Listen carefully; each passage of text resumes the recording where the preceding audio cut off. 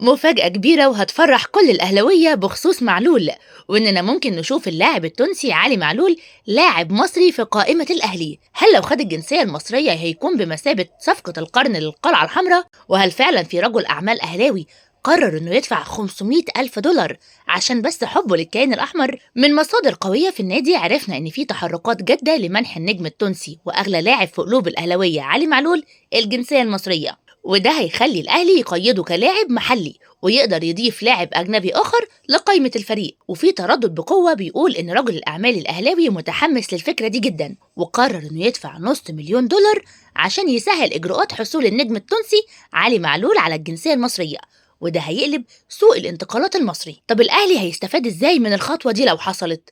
الحصول على الجنسية المصرية يعني الأهلي هيتخلص من قيد معلول ضمن قائمة الأجانب، وده هيدي فرصة لإتاحة فرصة لإضافة لاعب تاني جديد لتعزيز الفريق في مراكز أخرى.